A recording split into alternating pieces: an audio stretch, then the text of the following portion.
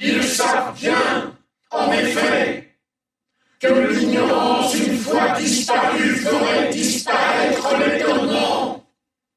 C'est-à-dire l'unique base de tous leurs arguments, l'unique appui de leur autorité.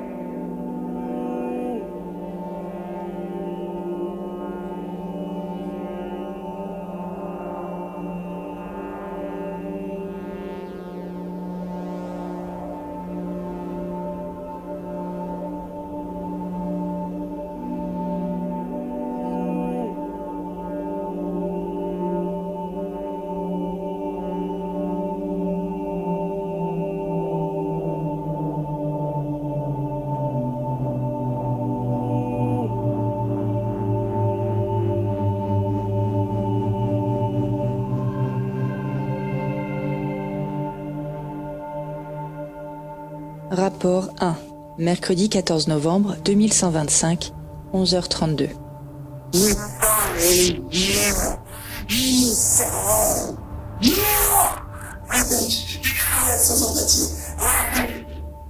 Deux phrases énigmatiques prononcées par deux personnages que j'ai pu récupérer.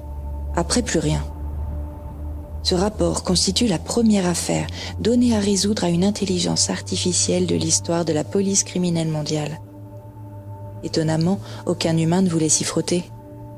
Pour faciliter la compréhension de l'enquête, les protagonistes seront représentés par des marionnettes.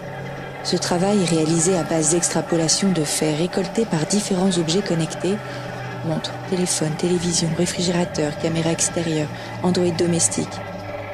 Ce récit, qui fera désormais jurisprudence, a été recréé par des interpolations entre différents protagonistes se trouvant liés à l'affaire afin d'aider le service de la justice à résoudre le cas AA00000001 que j'ai appelé l'attentat du 18 juin 2125, mais pas encore validé. Il y a un siècle, l'économie mondiale était déliquescente et à bout de souffle. Des hommes d'influence décidèrent de réduire au strict nécessaire le nombre des travailleurs, remplacés par la robotique et l'intelligence artificielle. Ce groupe de visionnaires a permis d'établir les bases d'un gouvernement mondial avec une construction du monde moderne organisée en trois castes: les capitaines, les robots et les domestiques. Les humains, pauvres, vivent au bas de la pyramide, isolés dans un dédale physique et psychologique, dans l'impossibilité de communiquer et de se gérer. La caste des capitaines dirige la planète en seigneurie commerciale, les robots font tout le reste.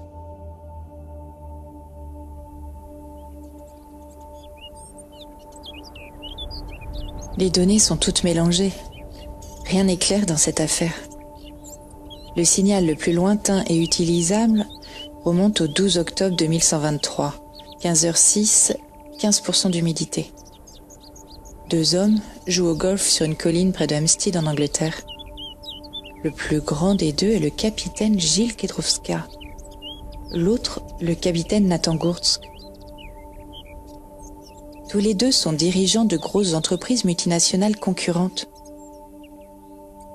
Je vais me connecter sur leur montre et le GPS du caddie et les trianguler. Vous vous souvenez de ce rapport La Rochette il y a une vingtaine d'années ? Le consortium l'avait commandé afin de déterminer les limites des résistances humaines. Non, je ne me rappelle pas. Mise à jour des coordonnées GPS. Ils ramassent leurs affaires lentement et consciencieusement, puis montent dans la voiture pour se diriger vers l'endroit où les balles sont tombées. Le rapport avait été mis de côté car il y avait des blocages de la part de ces crétins de la Krat Industrie. Ça ne m'étonne pas. Ils ont toujours eu le cul entre deux chaises. Cette étude était une vraie bombe. Son implication aurait pu nous mettre à l'abri pendant des générations. Ah, vous m'intéressez. Ce rapport était basé sur des activités menées en Europe au XXe siècle et relatait les expériences sur des individus les plus fragiles que l'on poussait à bout parfois jusqu'à la mort. Ah mais oui, effectivement. Je me souviens de cette étude. Quelle lucidité! Nous aurions eu tous les moyens d'action si le texte avait été voté. Quel gâchis! Ces pisse froids nous ont encore fait perdre du temps. Quand comprendront-ils que nous ne pouvons nous permettre d'être trop mous? Nous avons finalement trouvé d'autres moyens. Ce fut un peu plus long que prévu. Je me souviens de la communication. Seule la fin donne la volonté de s'améliorer. Un grand moment de notre histoire. Mais nous n'avons pas dit notre dernier mot. Que voulez-vous dire? Impressionné par ce rapport, j'ai décidé de réunir un groupe d'hommes qui continuerait le travail accompli par le professeur Larochette. Nous sommes, mon ami, à la veille d'une révolution. Vous voulez rire? Un groupe de recherche existe toujours? Seriez-vous intéressé, capitaine? Absolument.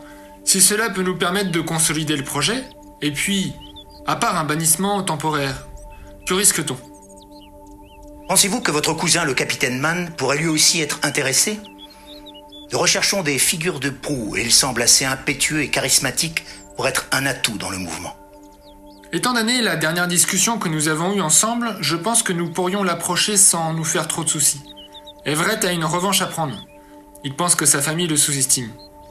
Il m'a fait part de son désir de s'émanciper afin d'accroître son influence. Très bien, très bien.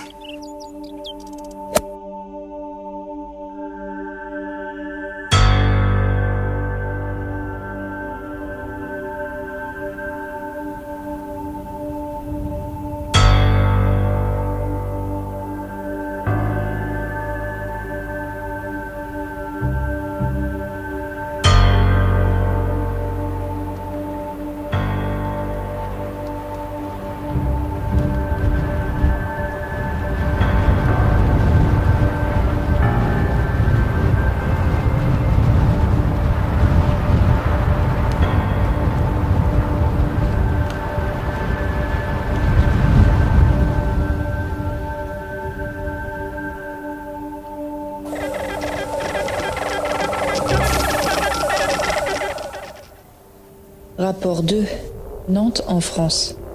12 octobre 2123, 18h12. Je survole la ville vers une des pyramides d'Everett Mann, sujet devenu prioritaire dans l'affaire. J'ai repéré dans son agenda une réunion importante.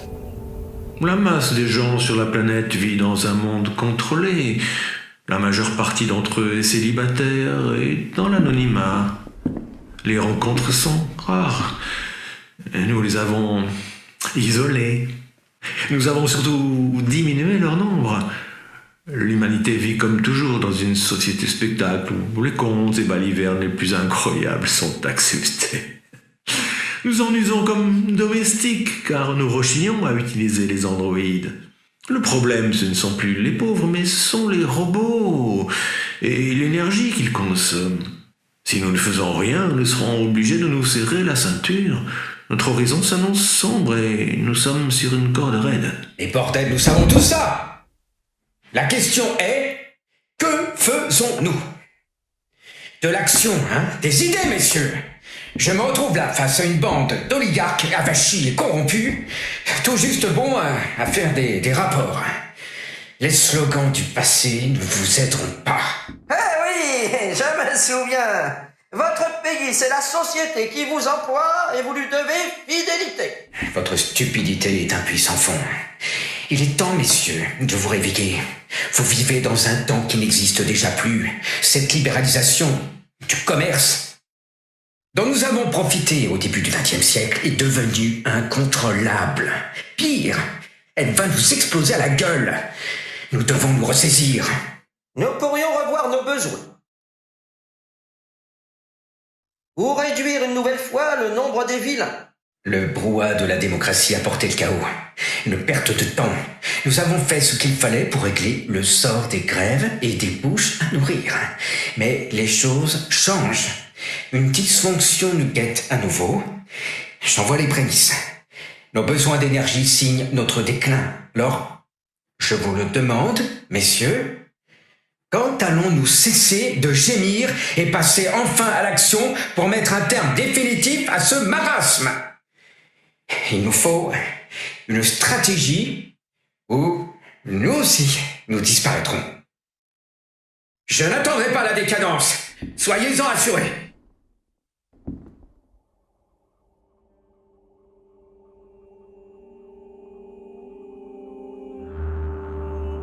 Rapport 3, Nantes, 14 octobre 2123, 8h12. Je me dirige vers le lieu d'habitation de Théodore, le père de John. 76 ans, un individu que je vois classé F. Il faudra que je regarde son dossier plus attentivement. À l'heure où le savoir est strictement surveillé, où tout circule et s'échange sur le bienheureux réseau, surtout les inepties et les mensonges, en ces temps où les seigneurs épient et classent tous ceux qui se consultent, je peux te dire que cette réserve de connaissances qui m'a été léguée par plus de 10 générations est un véritable capital subversif. Je te l'ai déjà répété, un homme ne peut concevoir une idée qu'à l'aide de la base de données et des outils d'analyse qu'il a en sa possession. C'est pour cela que l'information est le bien le plus important, plus essentiel que l'argent. Méfie-toi, sinon la propagande se jouera de toi. Mais oui, papa, je fais attention. Comment t'en sors-tu avec ton nouveau travail? Super. Je confectionne les meilleurs chocolats chauds aux épices de tout Nantes. Monsieur, une serviette. Dans la rue, de 6h du matin à 6h du soir, pour un consortium d'agroalimentaire MNK. Il ne fait pas trop froid en ce moment, mais cet hiver, il faudra que je me trouve autre chose comme chaussure. Sinon, je vais mourir. Bientôt 50 ans que je polis des lentilles pour la compagnie aérospatiale internationale. Tu es issu d'une famille de travailleurs intérimaires, certes, mais néanmoins très cultivés et débrouillards. On te trouvera une solution. Oui, je sais. Seule une éducation autodidacte et acharnée te permettra de changer les choses. Le système n'est pas fait pour toi. Rapport 3, suite. En consultant la mémoire des objets connectés et de l'Android de service de la maison, nous apprenons qu'à la mort de sa mère, John, qui avait 10 ans, était très lucide sur les inégalités du système imposé par les consortiums. Le système a bien changé. Le rouleau compresseur des oligarques est passé par là. Entre les robots et les capitaines, nous, les domestiques, avons perdu la bataille. Au fait, tu as vu la dernière émission à la télé sur la chaîne TV3214 ? Une sorte de super loto mondial. C'est incroyable. Depuis le temps, tu sais très bien que je ne regarde jamais cette bouillie intellectuelle. Ah, John, je t'ai dit de te méfier des médias. Ils construisent ta réalité. Ils bâtissent tes murs, les structures de tes possibilités à penser, à l'aide d'informations surveillées et de rêves dirigés. Les médias sont devenus l'opium des peuples et tu sais ce que je pense des hallucinogènes. Oui, je sais bien. Mais on ne peut rien faire alors. J'essaie de prendre du recul, mais ce n'est pas facile si aucune joie, aucun repos n'est permis. Tu as tout compris, John.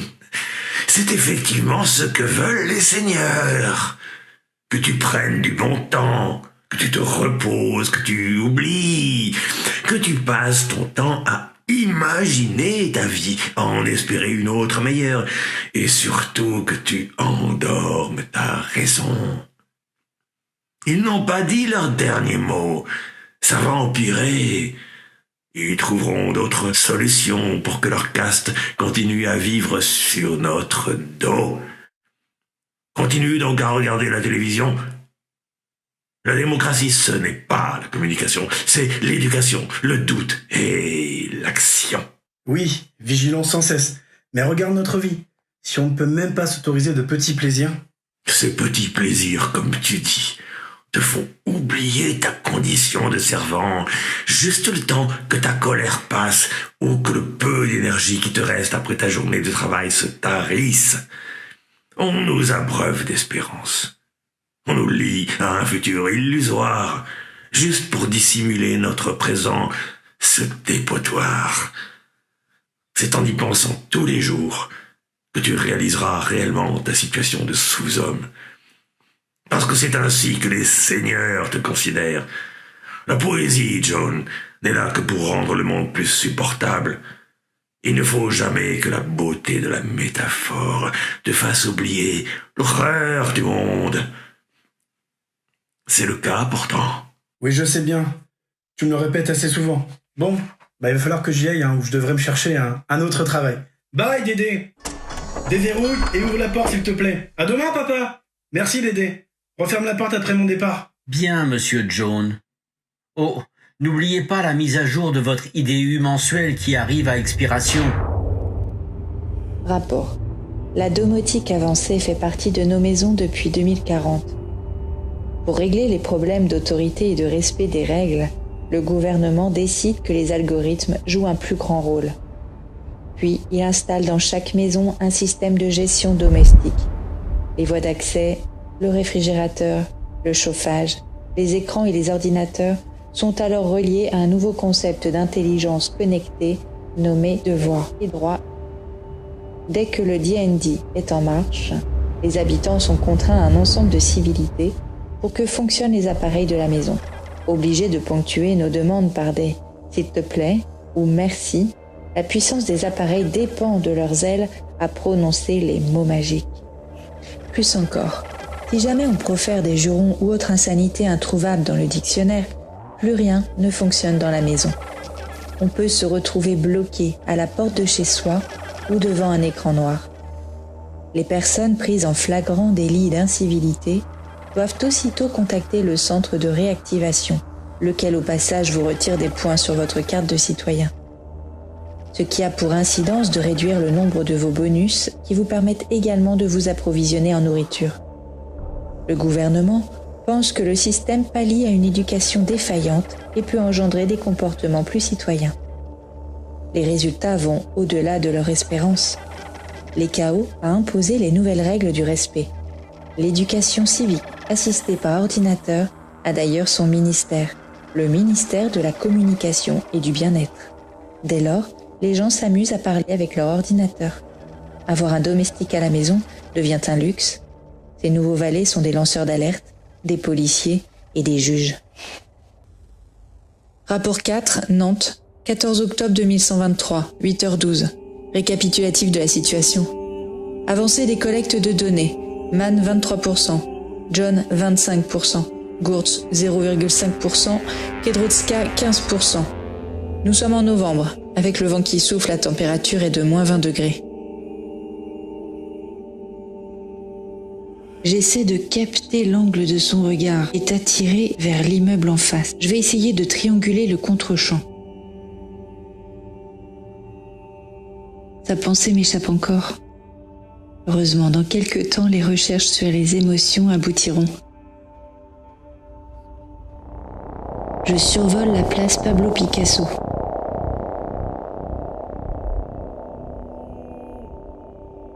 John pénètre dans l'immeuble de la MK. Impossible de voir l'intérieur de l'immeuble, classé F24 afin d'éviter l'espionnage industriel. Requête envoyée au juge. Il en ressort quelques minutes après au volant de son triporteur en direction du boulevard Stanislas Deck.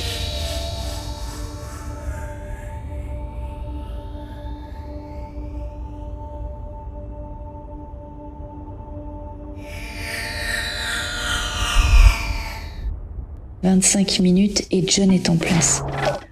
Il commence à crier son texte. Venez vous réchauffer, messieurs, dames, du MN4, tout chaud pour bien débuter la journée.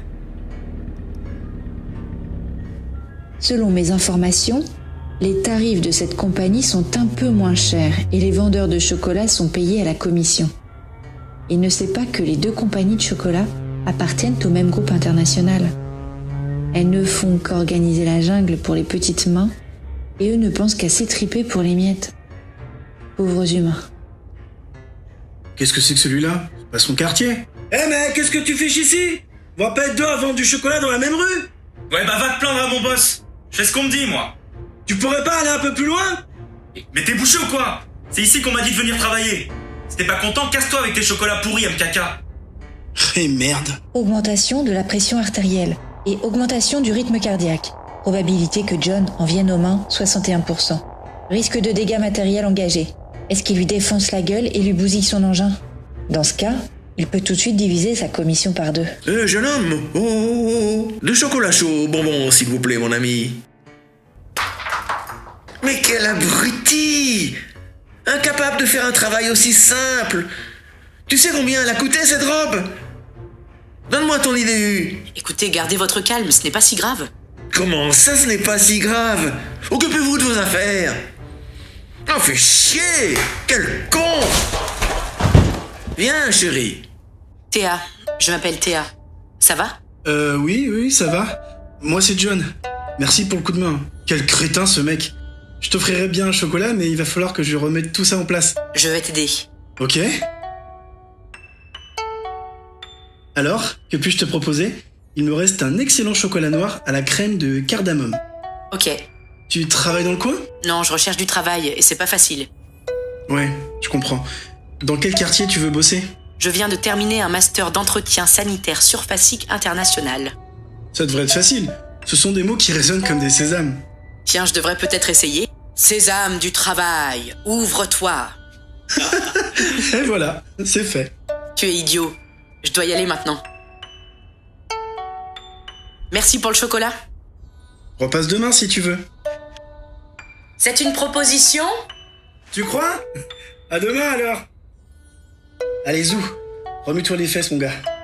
En fouillant les archives de compagnies de communication, j'ai retrouvé le texte de John. Incroyable. Inimaginable. Elle est plus belle que dans mes rêves. Elle m'a juste touché la main, et moi j'ai envie de la prendre dans mes bras et de la soulever pour la faire tourner. Merde, ça caille. Bon, j'ai du boulot de nettoyage, moi. Une interaction vient d'avoir lieu. Je dois me renseigner sur cette jeune femme. En analysant la scène, je remarque un homme sur le trottoir en face. Il a observé la scène de loin. Il est resté debout, droit et immobile. Son visage est livide. Il ne montre aucune émotion. Sans expression, il fait signe à un homme derrière lui de venir. Monsieur Marcil, j'aimerais que vous preniez des renseignements sur ce garçon. Bien, monsieur Toby. Ah, aussi, à votre retour au bureau, vous me prendrez un billet d'avion pour le Mexique. Je partirai après la présentation. Très bien, monsieur. Décidément, je n'ai pas perdu ma journée. Toby. Creusons un peu, on ne sait jamais.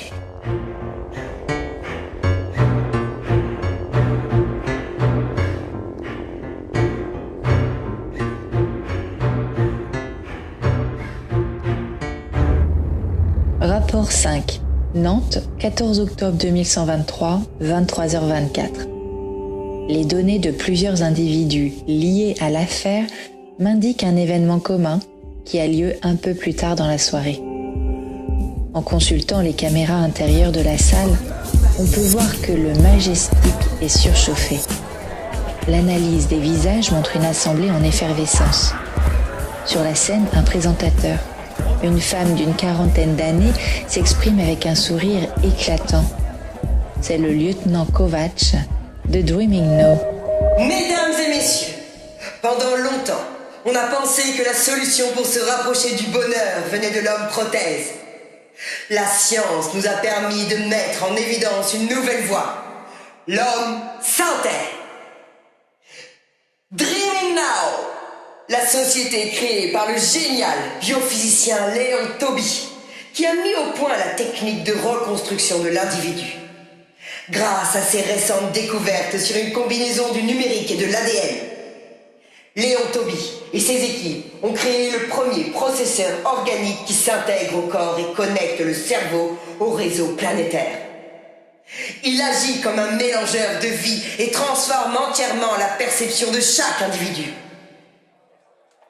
Ce que vous voyez, ce que vous touchez, ce que vous ressentez, toutes ces choses qui pénètrent en vous et intègrent les structures de votre cerveau créent des représentations qui définissent votre personnalité. Cette réalité virtuelle 4.0 va vous permettre de contrôler ce que vous voulez percevoir pour devenir ce que vous voulez être. L'homme s'intègre. Vous décidez votre vie, mais plus encore. Vous pouvez aussi choisir votre nouveau corps, votre âge, votre sexe, votre métier. Vous allez enfin pouvoir être celui que vous avez toujours voulu être. Du laveur de voitures au businessman, en passant par l'aventurier pour un week-end ou même milliardaire pour la vie. Paramétrable, doté d'une interface révolutionnaire, signé Dream Now. En se connectant sur votre puce d'identification, elle s'intègre parfaitement à vous. Bientôt, vous pourrez avoir une simulation sur notre site web en créant votre compte. Votre avatar sera réel. Nous vous offrons une infinité de vies en une seule. Vous allez vous transformer. Mesdames et messieurs, voici l'outil d'une ère nouvelle, le Golem 020.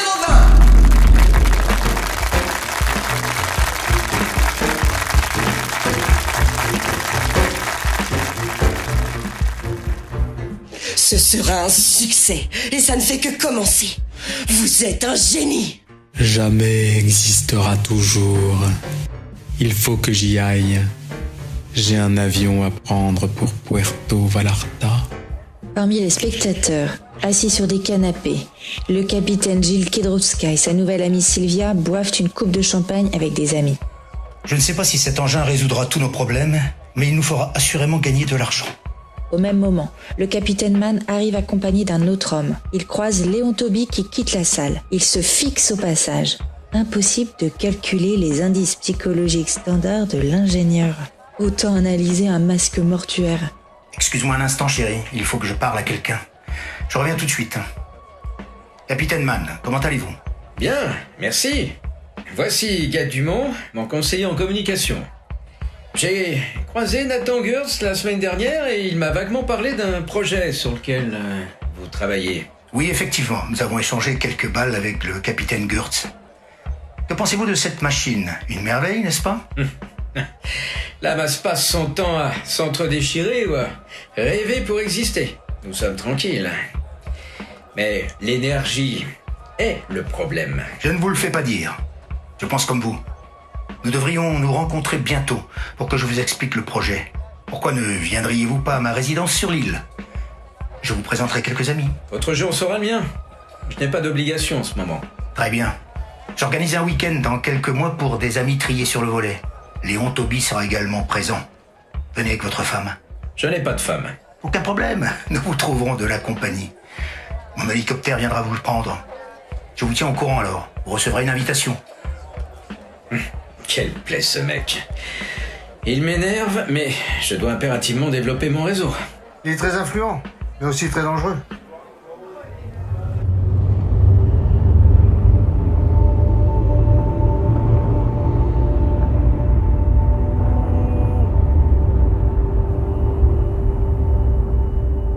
Rapport 6, Nantes, 3 novembre 2123, 16h06. 3 semaines se sont écoulées. Théa rencontre John tous les jours. Un peu machinalement, il lui offre un chocolat chaud pendant sa pause, puis se retrouve vers 16h lorsque John termine son travail. Aujourd'hui, il se promène dans la ville. John a fermé le micro de son smartphone comme son père lui a toujours appris. J'utilise celui de Théa. Il ne tarde pas à évoquer les problèmes politiques. Théa n'est pas vraiment en accord avec ses théories. Elle considère plutôt que la lutte est d'arrière-garde et que la bataille a été perdue il y a longtemps déjà. John est un peu déçu par son manque d'idéal, mais tous deux sont submergés par la volonté de l'utopie amoureuse. Tu sais ce que me dirait mon père si nous voyions en ce moment? Savez-vous que le fait de ne plus raisonner augmente certainement vos possibilités de vivre vos passions plus intensément. Par ailleurs, imaginer ou encore espérer participe à votre aveuglement. Vous devenez totalement aveugle à ce qui se trame réellement autour de vous. Et il a raison. Il faut que le dormeur se réveille. La survie impose de toujours être vigilant pour saisir chaque opportunité.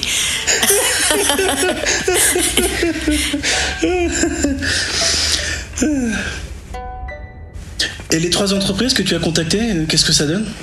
Toujours rien. Heureusement que mes parents peuvent m'aider. Je ne sais pas comment je ferais s'ils n'étaient pas là. Cela fait des années qu'il se prive de tout. Tu ferais comme moi, intérimaire, travailleur pauvre, vache à lait, chair à canon, comme tout le monde. Oui, c'est ça.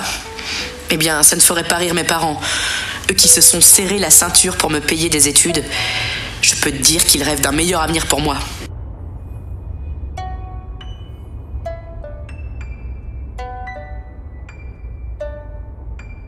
C'est pour ça que tu ne veux pas que j'aille te chercher, ni que je t'appelle chez toi? Tu ne veux pas que je voie tes parents parce que tu as honte de moi? Mais j'attends un peu, c'est tout. Ils sont si étriqués. Regarde, un jour nous serons là-haut. Nous serons nous aussi des poussières d'étoiles, dans 100 millions d'années, au moins. Mais tu es fou, tu te moques de moi? Mais non, c'est de la poésie. Mes yeux voient cette multitude d'étoiles et mon cerveau relie certains points qui créent des formes. Regarde là, tu vois ce lapin? Il y a les oreilles et plus bas la queue. Ah oui, il faut que je rentre maintenant. Mes parents vont encore me poser des questions. Je me sauve, je vais essayer de trouver une excuse sur le chemin.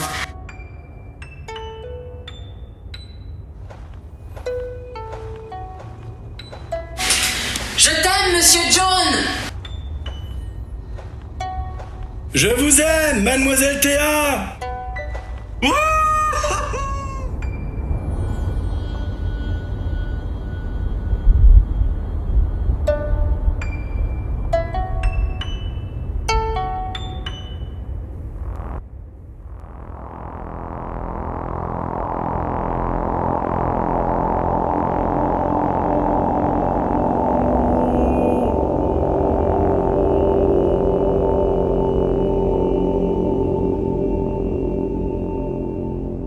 Rapport 7. Nantes, 4 novembre 2123, 7h46. Dans la chambre de Théa. Elle se lève et en forme. Elle semble dans ses pensées. J'ai retrouvé un extrait de son journal intime sur son appli Day by Day. La vie est belle, c'est incroyable. Tout s'enchaîne comme dans un rêve. Je commence ma journée en allant chercher du travail. J'ai rencontré un homme merveilleux. Il est si drôle et intelligent. Mes parents ne l'accepteront jamais. Ce sont mes affaires et je suis assez grande pour voir qui je veux. Bonjour maman. Ça caille encore ce matin. Bonjour papa. Bonjour Thé. Sers-toi du café, il est encore chaud. Théa, tu ne te rends vraiment pas compte. Il faut que tu restes concentré sur ton objectif. Trouver un travail. Et puis, d'arrêter de voir ce John, qui ne t'apportera que des ennuis. Comment vous savez? Vous m'espionnez ou quoi? Ce sont les voisins. Ils t'ont aperçu dans les bras de ce sauvageon des quartiers Est. Mais enfin, pourquoi? John est un garçon très bien.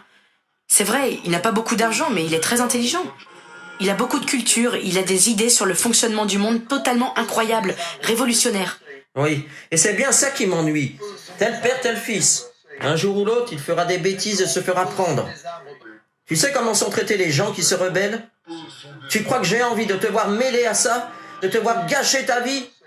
Si nous avons fait tant d'efforts, ta mère et moi, ce n'est pas pour te laisser faire n'importe quoi. Et s'il était aussi brillant, ton gars, pourquoi restait-il vendeur de chocolat? Écoute ton père, ma chérie. Tu trouveras quelqu'un de bien, avec une bonne situation. La vie est si difficile.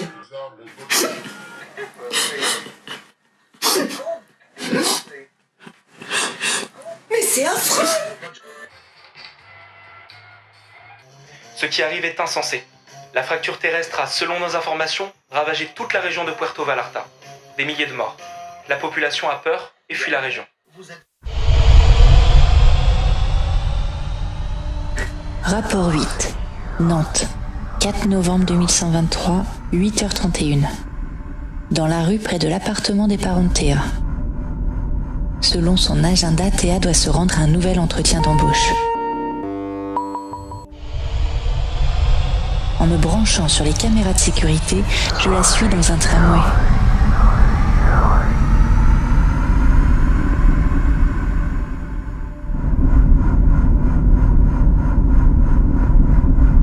Une heure de transport plus tard, elle arrive devant l'immeuble de la société Dreaming No.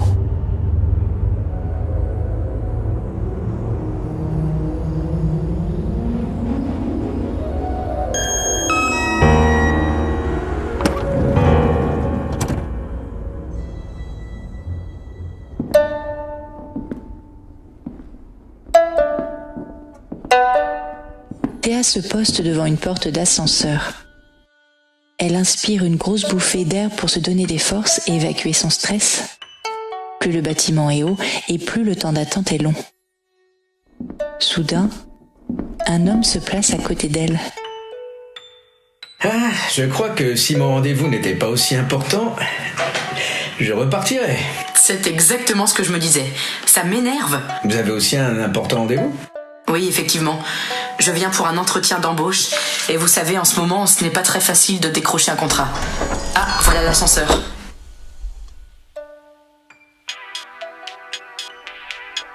Vous montez à quel étage ? Au 40 palier D, s'il vous plaît.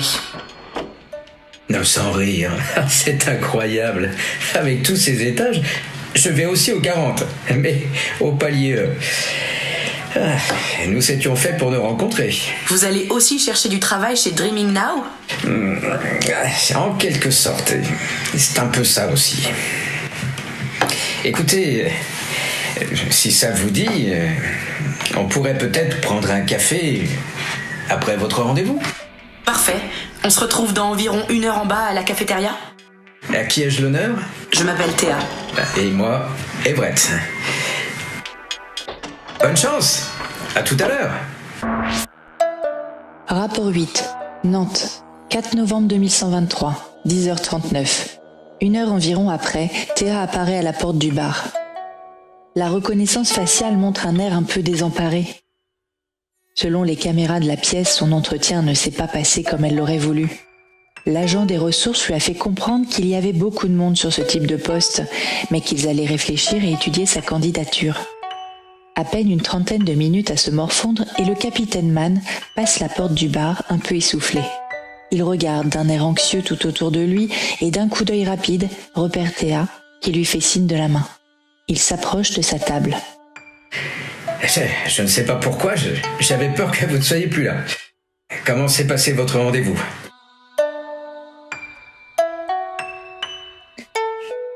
Au bout de 46 minutes, le capitaine, subjugué par la belle Théa, lui propose d'influer sur la réponse auprès de la direction de Dreaming Now. Face à ce personnage charismatique, Théa, surprise mais ravie et soulagée, hésite, puis accepte.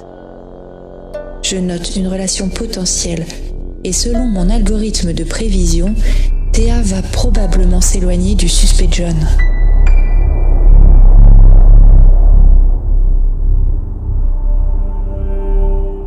Rapport 9. Nantes, 9 janvier 2124, 16h09. Au-dessus du pont métallique Éric Tabarly, sous une pluie verglaçante.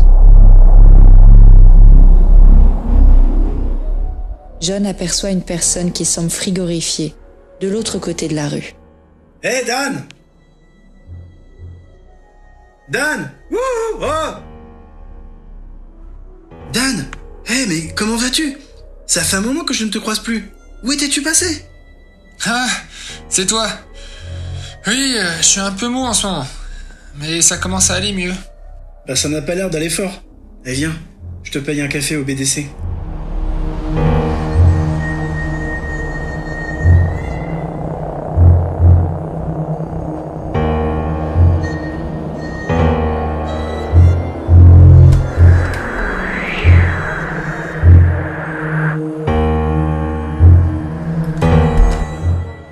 Il n'a pas l'air très en forme, ton pote. Il n'aurait pas chopé un mauvais truc? Je sais pas, je viens de tomber sur lui. C'est vrai qu'il n'a pas l'air d'aller bien. Je vais voir, merci. Bon alors, dis-moi. Qu'est-ce qu'il y a? Tu n'as pas l'air dans ton assiette. T'es tout pâle. Non, ça va maintenant. Enfin, mieux qu'hier et beaucoup mieux que la semaine dernière. Bah mon vieux, qu'est-ce que ça devait être? Je crois que je devrais aller passer un petit mois au soleil, à me dorer en sirotant des margaritas. Ouais, mais t'as reçu un héritage? Non, tu ne devineras jamais. Il y a 2 semaines, j'ai vu une annonce pour participer à une expérience très bien rémunérée. Je suis allé m'inscrire au centre de EIS, Énergie Internationale Solidaire. J'y suis resté 3 jours. Mais t'es pas bien? C'est la boîte qui fait des recherches sur la population, des expérimentations sur l'humain. Je sais, mais je n'arrivais pas à m'en sortir ces derniers temps. Les crédits pour rembourser les crédits, je n'avais plus d'issue. C'était trop dur. Et puis merde, 1 an de salaire pour une année de ta vie. C'est quand même quelque chose. De toute façon, tu connais encore beaucoup de gens qui prévoient de vivre au-delà de 65 piges? Alors ça fait quoi? Vieillir d'1 an en 3 jours? Ah, c'est épuisant, comme tu peux le constater. Au début, j'avais toujours envie de vomir. Et encore maintenant, je me sens bizarre. Mais je crois que ça se voit. Je n'ai pas le seul, hein. Les autres étaient dans le même état que moi. Vas-y, raconte. D'abord, sur les 3 jours passés au centre, le premier est consacré à une super visite médicale, gratuite. Ça, c'est plutôt bien. Ils ne t'acceptent pour le test que si tu es bien portant. J'en suis pas encore rendu là. Tu connais le dicton. Il faut souffrir pour avoir ce qu'on veut. Bon alors, le deuxième jour, après une bonne nuit passée sur place au dortoir du labo, réveil à 7h du mat'. Imagine un peu la chambrée. Une centaine de lits. Garçons, filles, vieux, jeunes. Il y avait de jolis petits lots, mais pas vraiment du temps pour la drague. Alors, après un énorme petit-déj style Ritz, on nous dirige vers la salle de transfert. C'est le terme indiqué sur la porte. Puis une grande salle blanche, genre clinique, remplie de machines genre scanner. Puis une voix dans les haut-parleurs nous indique de nous placer individuellement à côté des machines et de nous habiller. Enfin, de nous mettre en sous-vêtements. T'imagines un peu la partouze. Ce que tu me racontes est incroyable. Personne ne parle de ça. Continue. Après, tout le monde s'allonge sur les tables, les bras le long du corps, à des emplacements bien précis. Aussitôt les membres posés, un mécanisme se déclenche et les maintient fermement attachés à la table.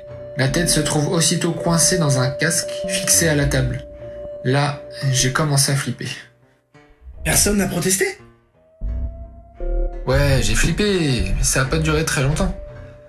Personne n'a branché parce que le super petit-déj était amélioré en anesthésiant afin de nous aider à nous relaxer en produits chimiques pour faciliter la ponction énergétique. C'est sûr que dans les vapes, ça aide le conditionnement. Ils n'ont pas pensé à l'opium. Arrête de me faire rire. Tu me fais mal au ventre. Donc je perds connaissance. Lorsque je me réveille, je suis de retour au dortoir. Je vomis tout mon super petit-déj. Je voyais tout tourner. Je ne sais pas si c'était mon état ou bien l'odeur de vomi dans toute la chambre. Tout le monde était comme moi. Je n'entendais que des plaintes, des gémissements et des appels à l'aide. Après ça, je replonge dans le coma. Eh ben dis donc, ouais. Et ensuite? Le 3e jour, revisite médicale. Car ils ne nous lâchent que si tout va bien. Certains restent plus longtemps. Et puis, le salaire de la peur, directement versé sur un compte suisse. Riche, enfin. Eh bien, quelle histoire. Si je ne te connaissais pas si bien, jamais je ne te croirais. Mais tu as vu ta tête de zombie? Bon, à part ça, et toi? Comment ça marche avec la belle Théa? Je comprends pas bien ce qui se passe. Je n'ai plus de nouvelles de Théa depuis plusieurs mois. Tout allait bien et du jour au lendemain, plus rien. Ses parents refusent de me dire où elle se trouve. Ils me conseillent de ne plus essayer de la revoir et de l'oublier. Ils protègent leur progéniture de ta mauvaise influence? Sans doute, mais il faut que j'en ai le cœur net. Je compte l'attendre devant chez elle, même si je dois me geler pendant des heures. Bon, j'y vais. Porte-toi bien et fais attention à toi. Bye, Fernandois. Et toi, Dan? J'attends une carte du pays du soleil.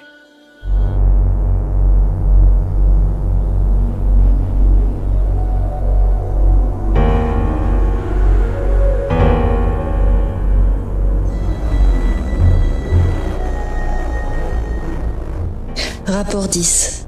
Nantes. 15 janvier 2124. 21h15. Localisation du suspect John. GPS 125 25 18.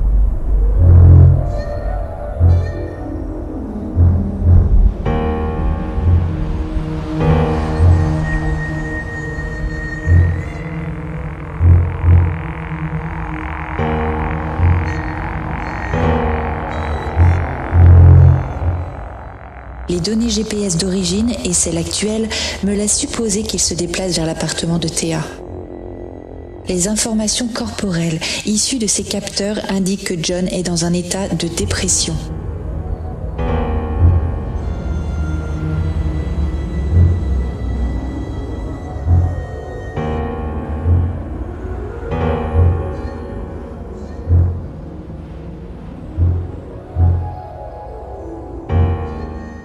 Il prend son smartphone et écrit quelques mots. En consultant les archives, je retrouve le texte qui précise le caractère anarchiste du jeune homme. Je repense à l'histoire de Danny. Comment est-il possible que des hommes sains d'esprit puissent utiliser ainsi d'autres hommes ?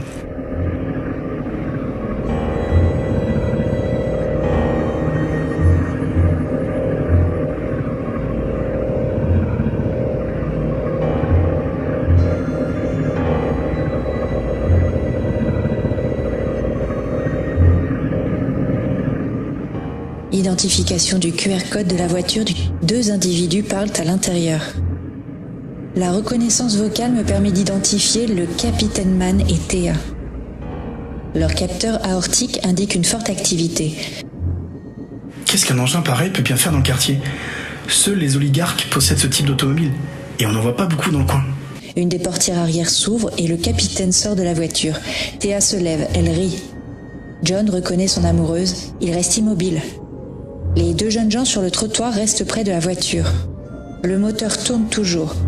Ils se prennent les mains et se parlent. Les capteurs environnants ne sont pas assez sensibles. Everett et Thea chuchotent et John, trop éloigné, n'entend rien non plus. Il reste sans voix, désemparé.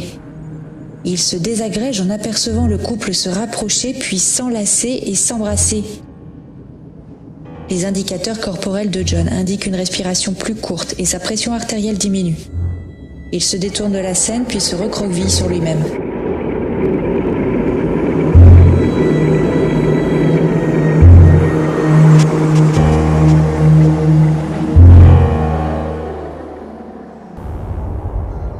Rapport 11. Nantes, 17 février 2124, 23h05. À l'autre bout de la ville, au dernier étage d'une pyramide, le capitaine Mann dort, sa tête posée sur son bureau, dans le noir. Une clarté lunaire baigne la pièce, le silence règne.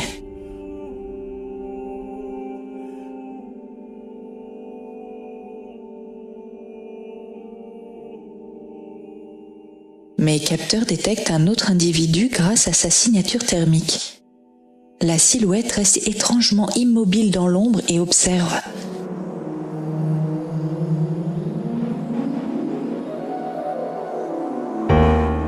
Un mouvement brusque et incontrôlé sort le capitaine endormi de sa léthargie. Il se redresse et s'étire en mettant sa tête en arrière. Son regard est attiré vers le coin sombre de la pièce. Il fronce les sourcils comme pour mieux voir dans l'obscurité. Léon Toby, mais que faites-vous ici ? Mais par quelle magie êtes-vous donc entré ? Faites-moi penser à virer mon chef de la sécurité. Nous avons des amis en commun, capitaine Mann. Je peux savoir ce qui vous amène ? Pourriez-vous laisser la lumière éteinte, s'il vous plaît ? Il serait préférable que cette affaire reste dans l'ombre. Voilà ce que j'aime dans les arcanes du pouvoir. On sent le complot et la traîtrise. Je vous écoute, Léon. Cela fait plusieurs mois qu'on me parle de vous, capitaine Mann, et j'entrevois une grande destinée. Je vous propose un projet. Vous me semblez être prêt à beaucoup de choses pour arriver à vos fins. Continuez. Survivre. N'est-ce pas là le but ultime ? Survivre et éviter la mort. Comme vous le savez, notre problème est devenu l'énergie consacrée aux robots et à l'intelligence artificielle. Si nous voulons conserver notre train de vie et envisager l'avenir, il va falloir trouver cette puissance. Je partage votre point de vue. Nous nous sommes endormis beaucoup trop longtemps et le groupement international des capitaines n'apporte aucune solution. Ils s'attendent. Je ne peux rien tout seul. Les autres sont des pleutres. Si vous êtes venu me voir, ce n'est pas simplement pour me faire un constat alarmiste de la situation mondiale. Je suis tout oui. Bien sûr, capitaine. Les indigents vont nous servir dans nos plans énergétiques. Et votre solution est la meilleure que j'ai entendue depuis une dizaine d'années. Et comment allez-vous procéder? Vous le savez, ma société a mis au point une puce de logique numérique et organique qui se greffe sur le cerveau et fusionne totalement avec lui. Mais ceci sera la façade affichée au public, car en arrière-plan, nous puiserons leur énergie. Connecté à la puce d'identification, le système prélèvera leur substance vitale à chaque passage près d'une borne 8G. Cet outil de loisir, aussi essentiel que la puce d'identification, deviendra par la suite obligatoire.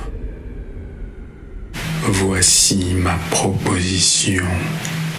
Aidez-moi avec votre influence sur les médias et votre réseau économique planétaire. Et je vous donnerai le pouvoir de vie et de mort sur chaque individu de la planète. Waouh, impressionnant, Léon. Je pense que cette puce pourrait devenir effectivement essentielle pour notre survie. Travailler à l'échelle planétaire demande une puissance énergétique considérable. Il sera difficile pour le Dreaming Now de répondre à toutes les demandes des personnes qui s'inscriront par milliers tous les jours. C'est là que vous entrez en scène. Vous êtes un visionnaire. C'est le coup de pouce du destin que j'attendais. Léon Toby esquisse un faible rictus. Il semble sourire. Pas un mot ne sort de sa bouche. La reconnaissance faciale a du mal à bien discerner l'imperceptible. J'indique dans le rapport qu'il me semble satisfait.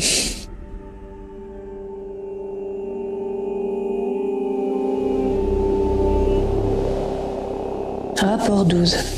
Nantes. 19 avril 2124. 19h26. Les caméras à l'intérieur des appartements des oligarques étant fermées, je dois utiliser des points de captation extérieurs et essayer de reconstruire la scène en extrapolant le son pour distinguer les intentions. C'est un exercice délicat qui peut conduire à des erreurs d'appréciation.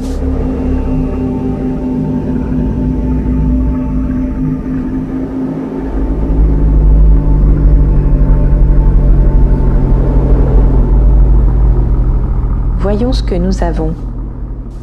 Nous sommes dans l'appartement du capitaine Mann. Dans le grand salon baigné de lumière, Théa lit, allongée sur un canapé face à la baie vitrée. Elle paraît bien. En me connectant à son ordinateur personnel, je constate néanmoins une certaine aigreur. Elle écrit « Je comprends que cette relation refusée par mes parents est illusoire. Il faut que je me force à penser à autre chose. Cette histoire est terminée. Si John avait été moins pauvre, mes parents ne se seraient pas interposés de cette façon. J'ai honte. Mais je ne veux pas vivre dans ces conditions de précarité, sans aucune sécurité, sans projet, sans futur. Je remercie mes parents pour leur lucidité. Je suis mieux avec Everett, qui est très attentionné. Mon avenir est tellement plus clair maintenant. Pourquoi suis-je si triste ? Théa ? Ma chérie ? Tu es où ? Dans le salon. Oh, tu sembles encore fatiguée. Toujours ce mal de tête ? Oui, mais ça va aller. Tu es sûr ? On peut se connecter au service médical privé du Parlement, si tu veux. Non, je te remercie. Je me sens en décalage, je me sens coincée. Pourtant, j'ai envie d'être bien avec toi. Je suis bien. Parfois, je ne sais plus où je suis, qui je suis. Je voudrais changer de peau, me libérer de mon passé. J'ai l'impression que ma mémoire m'emprisonne. Everett est attentif. Il regarde Théa et l'écoute sans dire un mot. Tu vois, c'est comme si je n'étais pas à ma place. Je ne sais plus où j'en suis. Je me sens si faible et désorientée. Je ne sais plus où sont mes limites. Je vis au jour le jour. Je crains de tomber. Je serai ta canne, ton soutien, tes murs, ton haut et ton bas, si cela peut t'aider. Tes efforts pour me supporter sont vains. Je suis perdu lorsque tu n'es pas là. Ah, je m'en veux de ne pas savoir quoi faire. Il faudrait peut-être que tu vois quelqu'un, parce que cela peut s'aggraver et je ne vois vraiment pas quel comportement adopter. Théa ne dit rien. Elle prend la main d'Everett. Pendant quelques minutes, ils restent tous les deux à se regarder sans rien dire. Il y aurait peut-être une solution. Annonce toujours. Tu te rappelles ? Je t'ai parlé de cette nouvelle invention de la société Dreaming Now. Oui, bien sûr. Tu es en affaire avec eux. C'est une machine révolutionnaire. Les essais ont commencé il y a 2 semaines et tout se passe à merveille. Les résultats sont impressionnants. Tu pourrais peut-être essayer. Je suivrai les opérations personnellement. Si tu penses qu'il n'y a aucun risque... Toute ta vie est mémorisée. On peut revenir à l'instant du changement de personnalité quand on veut. C'est aussi simple que de changer de vêtements. Je vais réfléchir. Théa reste un moment pensive. Une légère frayeur se lit sur son visage. Elle trouve certainement l'idée un peu radicale. Une psychothérapie est aussi en quelque sorte un lavage de cerveau vers un changement de personnalité.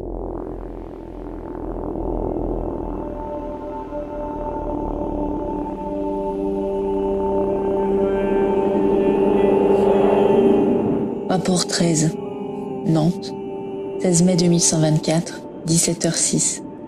Quelques jours après la discussion dans l'appartement du capitaine Mann, Théa annonce à Everett sa décision de tenter l'expérience.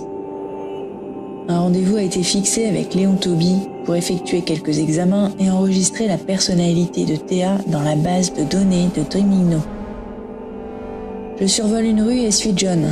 Il fait très froid, le vent souffle fort, John paraît énervé. Il serre les dents, tape des pieds en marchant. Pour se réchauffer, il crie cette phrase que son père répétait souvent. Plus les gens espèrent, plus il est facile de les manipuler. Pensez à votre inoculation mensuelle. Grâce à la thérapie génique personnalisée, vous pouvez choisir vos séquelles pro, moyen ou long terme. Les microbes sont toujours avec nous. La sécurité n'a pas de prix. Nous sommes à une centaine de mètres de la maison et plusieurs voitures de pompiers le doublent à vive allure. Plus il avance, plus le doute envahit son esprit. Papa! Il se met à courir. Devant sa maison en flammes, il est arrêté par la police déjà sur place. Mon père est dans la maison. Il travaille à la cave. Il faut faire quelque chose! Le feu est trop puissant, la fumée trop épaisse. Impossible de faire quoi que ce soit. 3 heures après, les pompiers et infirmiers pénètrent dans les ruines enfumées. Les pompiers remontent le corps du vieux Déodore de la cave, parmi les décombres calcinés et encore fumants. Rapport 14, Nantes, 21 mai 2124, 22h45. Je repère John à l'ouest de la ville. Il est hébergé chez des amis de son père. Allongé sur son lit, il couche sur son livre de bord ses pensées. Je me connecte sur son daybook. Pourquoi? Pardon papa, je sais. Seule la question comment compte. Regarde les raisons de l'interaction. Ne te demande jamais dans quel but elle est apparue. Les raisons de cet incendie, les maisons en friche, le chauffage au bois, ton grand âge, tes difficultés à te déplacer et les secours beaucoup trop lents. Dans certaines banlieues, les raisons sont vite analysées.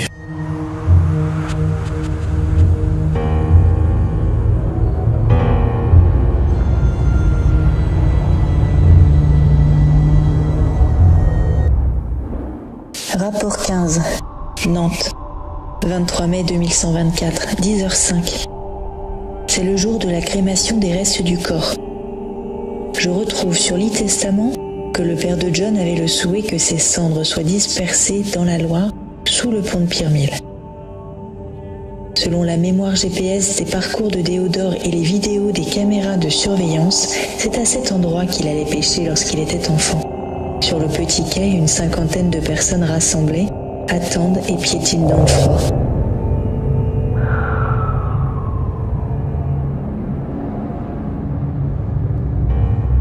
Vous connaissiez tous Déodore.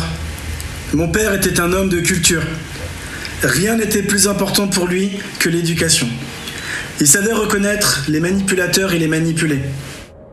Il était aussi compréhensif avec les faibles qu'il était féroce et implacable avec les puissants. Il me manque. Sa façon de raisonner manquera au monde.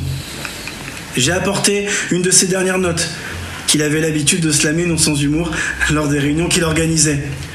Aujourd'hui, je compte bien prendre la relève et continuer son combat contre l'ignorance. Dissociation. De tout temps, des hommes se sont entendus dire par d'autres hommes, plutôt paranoïaques et puissants, que l'intelligence et les émotions ne résidaient pas au même endroit. Un homme sans cerveau ne peut plus analyser, donc ressentir, mais son cœur peut le faire vivre enfin comme un légume. De la peur du vide naît le besoin d'espérance. C'est le cerveau et lui seul qui donne la possibilité aux croyants d'imaginer un monde qui n'existe pas. Ne soyons pas des légumes que l'on abreuve. Servons-nous de nos cerveaux, réfléchissons, apprenons, transmettons, organisons et laissons nos cœurs pomper.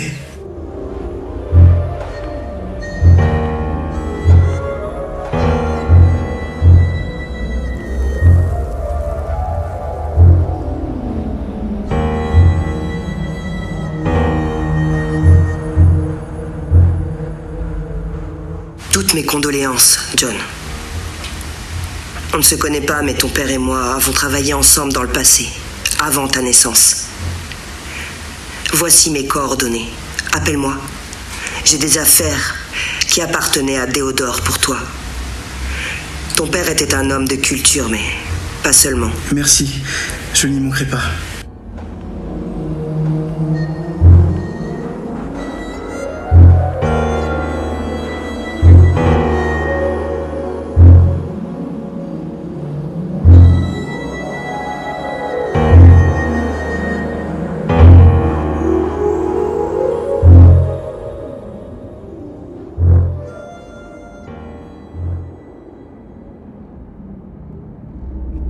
Rapport 16, Nantes, 3 juin 2124, 5h55. Sur une grande avenue, la voiture tank noire du capitaine Mann vole à travers la ville. En consultant les archives médicales, j'apprends que les examens médicaux de Théa se sont révélés satisfaisants et l'enregistrement de sa personnalité a été effectué sans aucune difficulté. La voiture se dirige vers l'immeuble de Jumigno. Théa regarde le paysage. Elle paraît lointaine, confuse. Elle a validé par une signature son contrat, d'après les archives centrales. Elle va changer de vie, se libérer de son passé, modifier sa mémoire trop lourde à porter en supprimant quelques détails ici ou là. Un soulagement, sinon un espoir.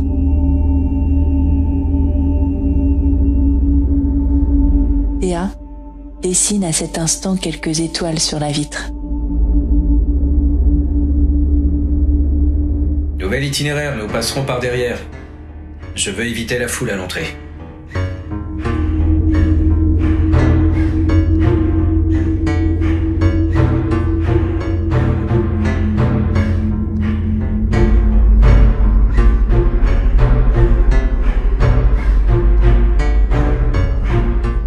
Je suis le capitaine Everett Mann. Léon Toby nous attend.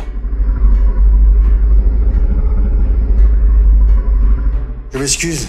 Bienvenue à Dremino, capitaine. Passez à gauche du bâtiment D. Monsieur Toby vous attendra dans le hall bleu.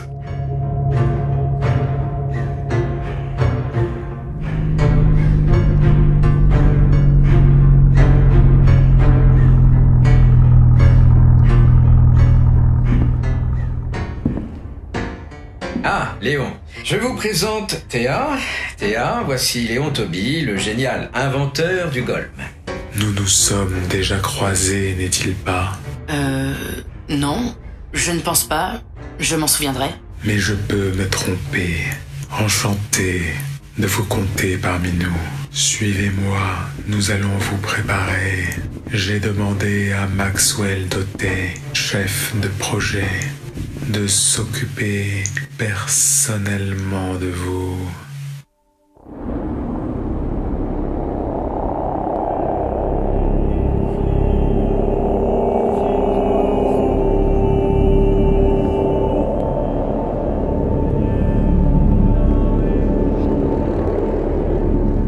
Rapport 17, Nantes, 9 août 2124, 11h22.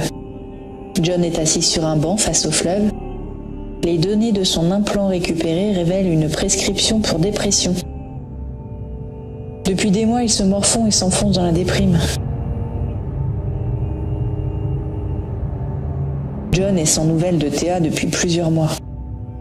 Elle hante toujours ses pensées à la consultation de son daybook. Où peut-elle bien être? Que fait-elle?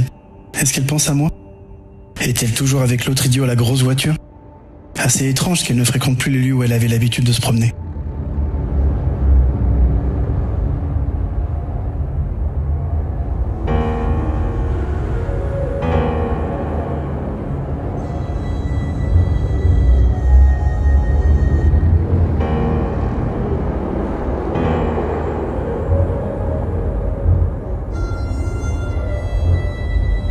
Autant de questions qui remplissent son écran.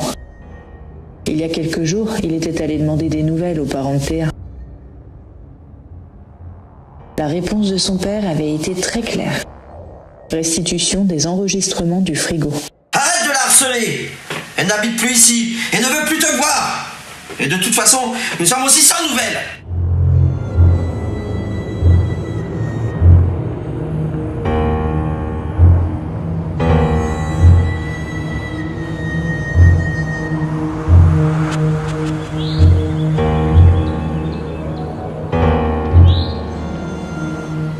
Mise en mouvement pour suivre John. Il marche d'un pas lent dans les rues, ses mains, ses gants coincés entre ses bras, comme pour se soutenir. Tiens. Le capitaine Mann. Seul le hasard peut te faire dévier de ta route. Ah papa, tu me manques.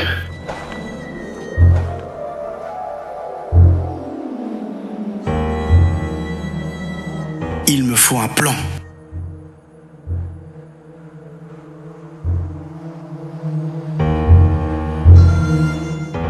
Rapport 18, Nantes, 9 août 2124, 11h22. John se dirige vers l'entrée et pénètre lui aussi dans l'immeuble. Arrivé dans le majestueux hall, il aperçoit le comptoir d'accueil et marche vers les hôtesses. Bonjour. Bonjour, je voudrais postuler pour un emploi. Où pourrais-je me renseigner? Par quel type d'emploi êtes-vous intéressé? La sécurité ou bien le ménage, hein. Je prendrai ce que vous avez. Je viens de traverser la route.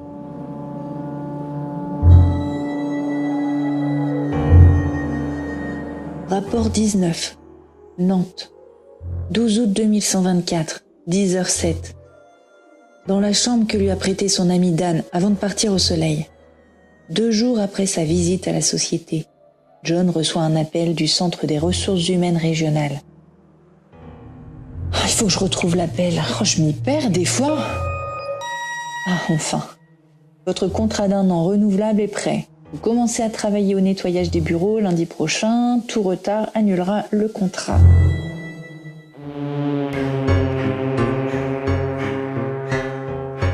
Rapport 19, Nantes, 15 septembre 2124, 23h53. Chez Jumingno. Je n'ai pas accès à toutes les caméras, mais en mettant en relation le moindre signal, j'arrive quand même à construire une cohérence.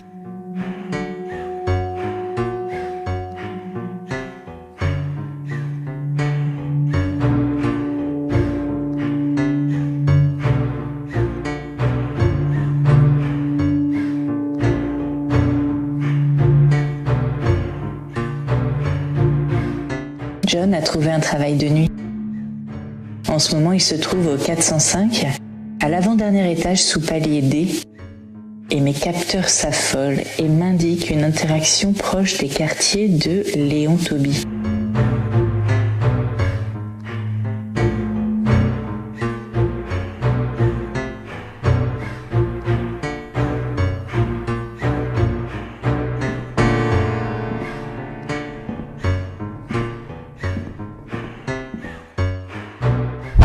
De courant vient interrompre sa tâche. Filtre appliqué pour reconstruction de l'image. Il prononce des mots absents de mon dictionnaire, puis se dirige vers l'issue de secours. Arrivé dans l'escalier de service, John s'apprête à descendre. Je perçois des voix dans les étages au-dessus. Grâce au lien GPS de 3 téléphones et de l'activation de leur micro, j'arrive à placer les personnes dans un environnement en 3 dimensions. J'identifie Everett Mann et Léon Toby.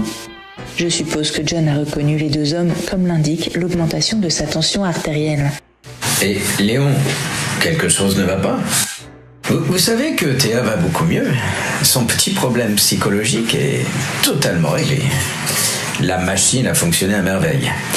Et nous nous sommes mariés aussitôt après. Écoutez, capitaine, vos aventures conjugales ne m'intéressent absolument pas. Je détecte chez le capitaine une expression inhabituelle de son visage. Ma base de données indique qu'il est contrarié. Change de sujet.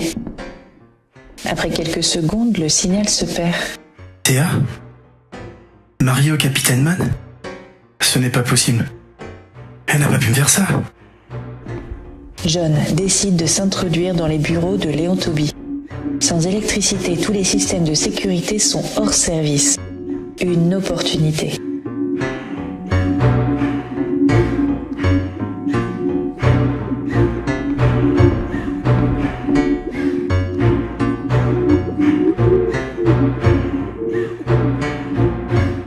J'ai réussi à récupérer les photos du dossier que John a prises avec son smartphone.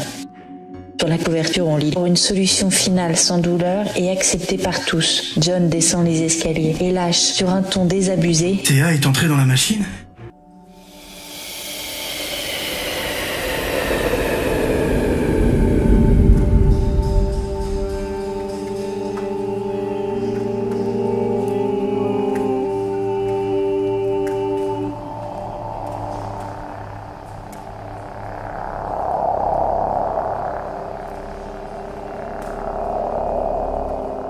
Je suis toujours John qui marche dans une ruelle.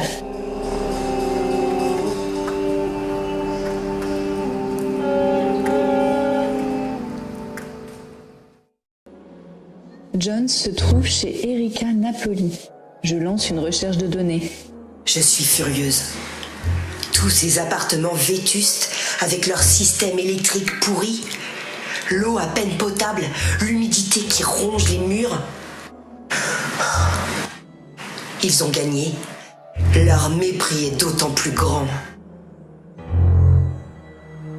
Oui, tu sais tout ça.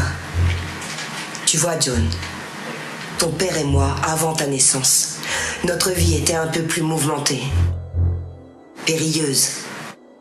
En fait, nous faisions partie de la résistance. Quoi? Le vieux Déodore? Bah, nous n'avons pas toujours été vieux. Et à cette époque, Déodore était plutôt en forme. C'était notre chef de section.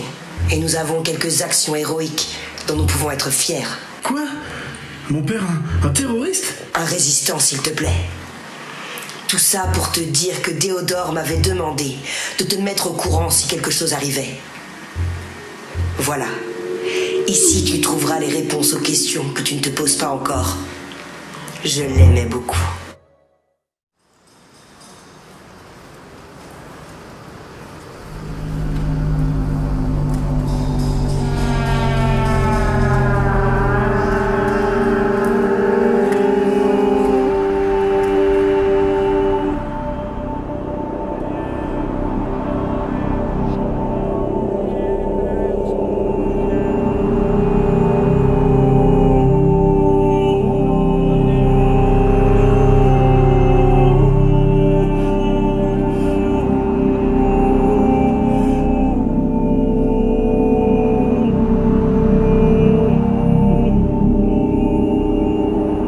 Rapport 21, Nantes, 17 novembre 2124, 20h27.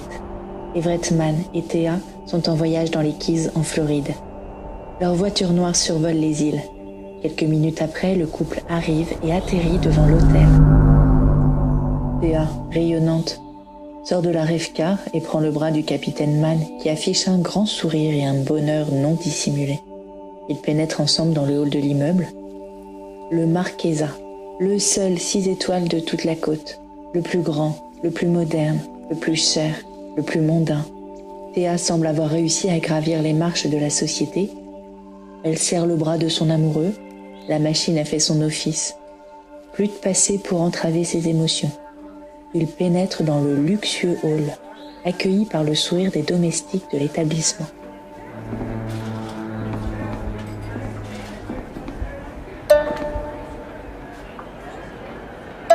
Hé, Sylvia, Claudine, comment allez-vous? Je vous présente Théa.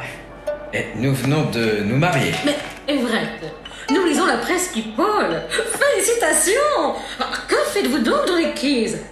Vous êtes en voyage de noces, je parie. Exactement. C'est la première fois que je vais aussi loin de chez moi. Enfin, je crois. Chérie, je te laisse quelques instants. Il faut que je parle à Toby.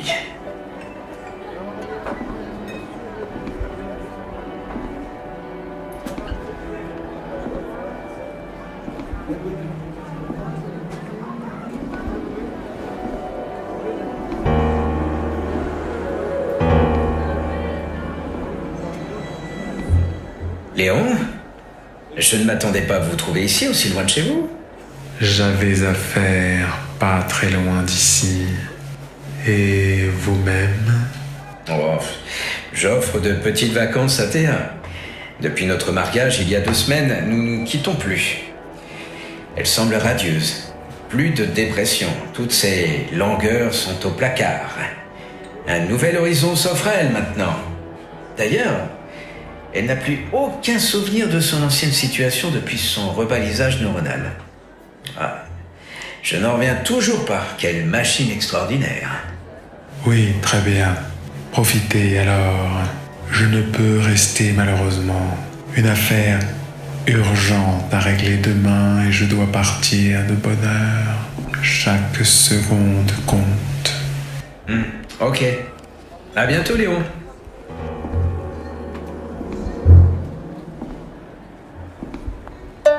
Alors les filles, on m'a dit? Pas du tout.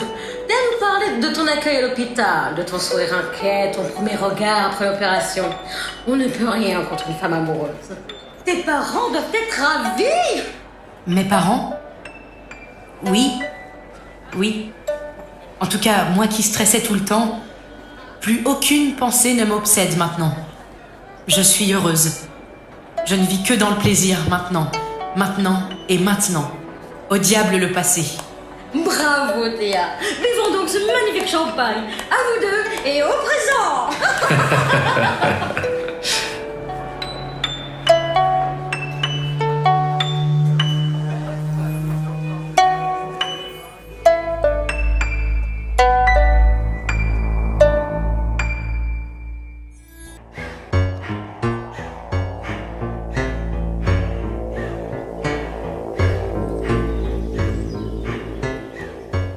Rapport 22, Nantes, 20 novembre 2124, 15h18. John marche dans une forêt.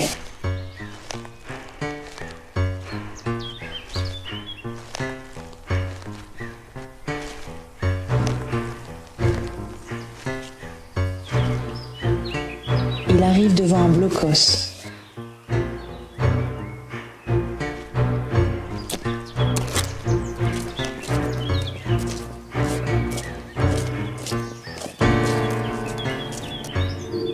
John entre à l'intérieur.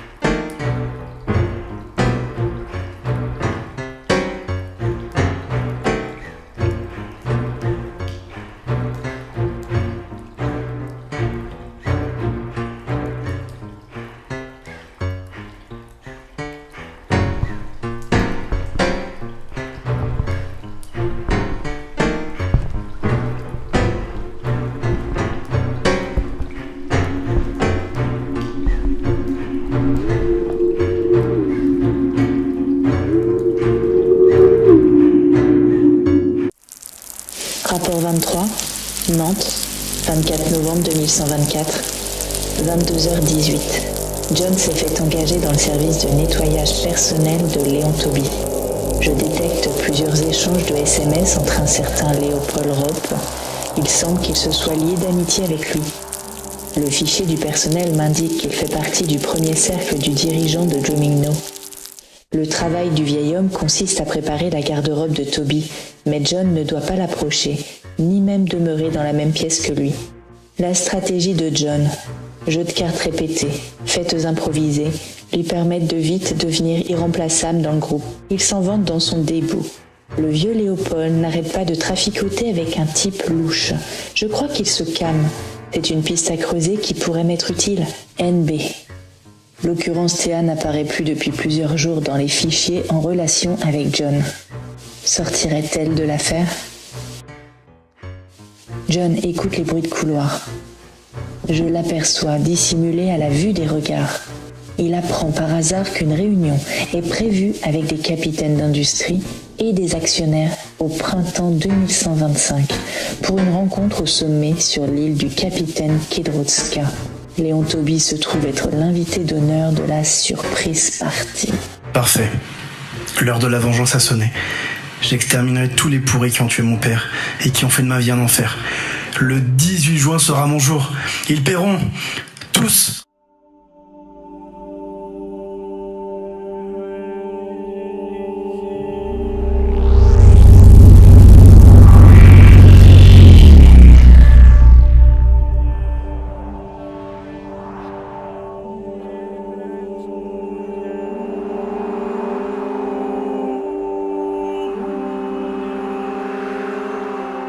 Rapport 24, Lille, 17 juin 2125, 16h06. L'enquête se poursuit et j'arrive bientôt sur le lieu de l'attentat. L'île du capitaine Kedrotska se trouve à une centaine de kilomètres de la côte. Elle est constamment protégée par une milice personnelle. Impossible de pénétrer sur ce territoire paradisiaque privé sans y avoir été invité.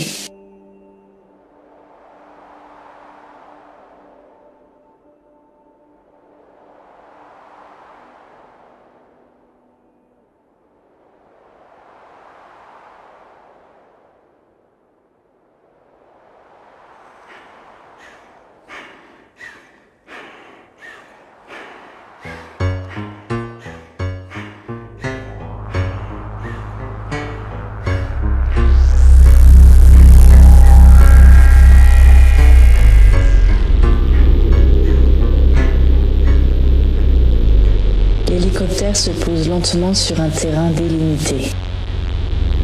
Gilles Kedrotska prévient tous les invités à leur arrivée. Une surprise, une sorte de spectacle a été préparé spécialement pour la soirée. Everett Mann regarde Théa assise à côté de lui. Elle lui sourit.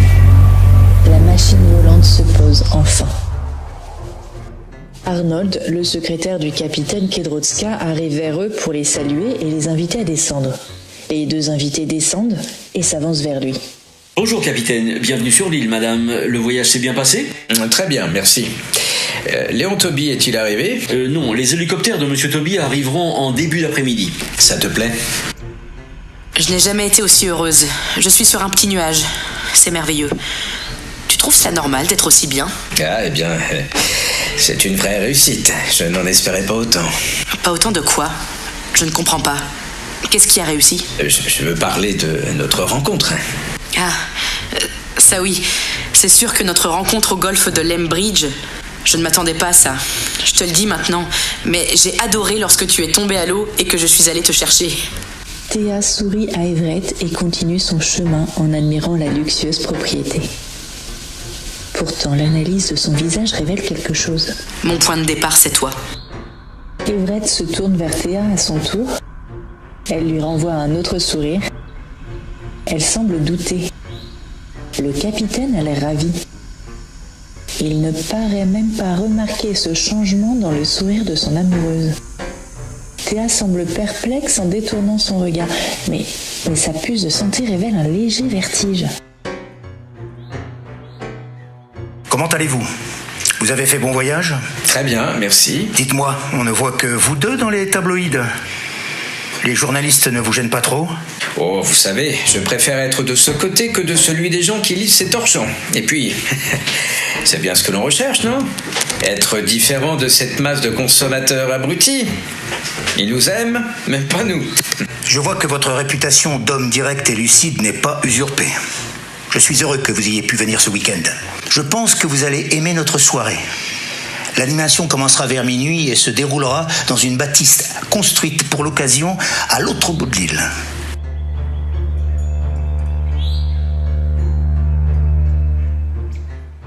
L'hélicoptère de Léon Tobie arrive, avec le premier groupe constitué de 2 de ses principaux secrétaires.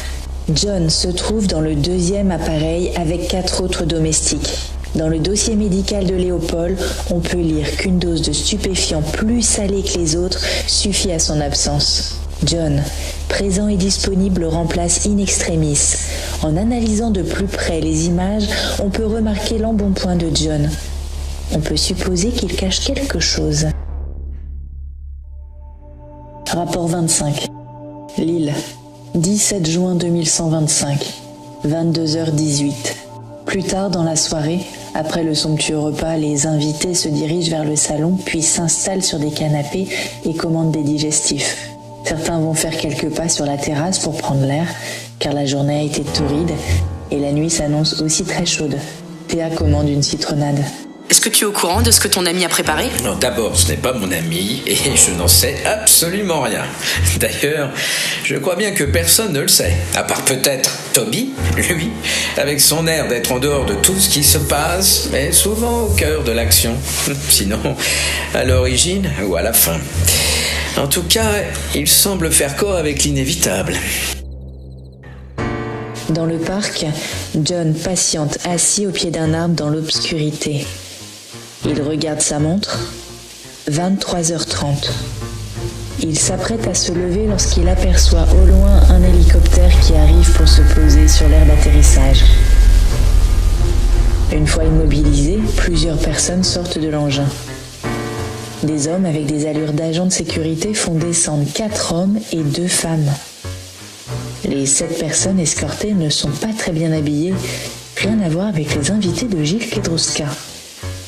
John décide de les suivre. À l'autre bout de l'île, Everett se lève et chuchote discrètement quelque chose à Théa, puis s'esquive. Trop de bruit m'empêche d'entendre.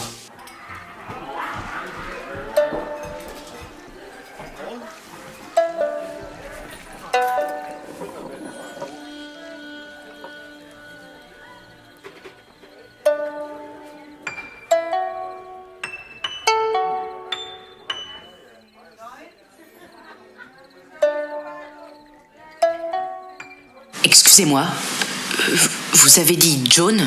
Non, nous parlions à l'instant de notre fils John. Quelque chose ne va pas? Non, ça va, merci.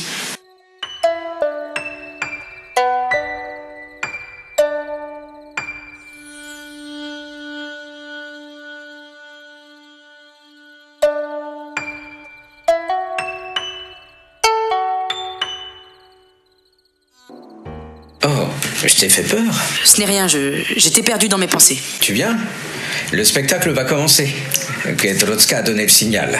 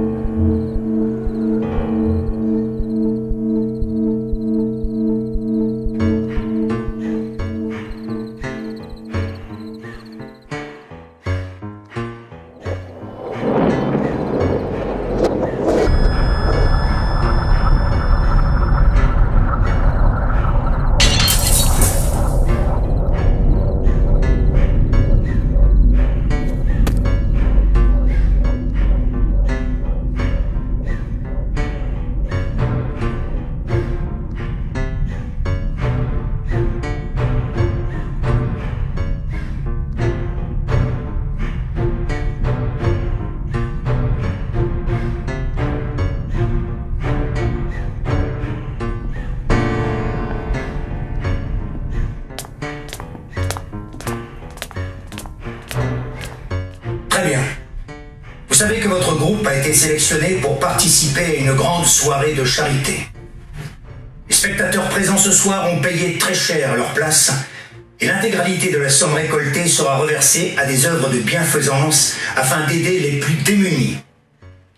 Vous avez choisi de changer votre vie et de passer dans le Golem, cette merveilleuse invention qui va révolutionner la face du monde. Vous allez suivre Monsieur Gibbs, qui vous conduira dans la salle de préparation. Vous pourrez ainsi vous déshabiller et déposer vos objets dans les boîtes qui portent votre nom, que l'on vous apporte maintenant. Messieurs, dames, à bientôt, de l'autre côté de la machine.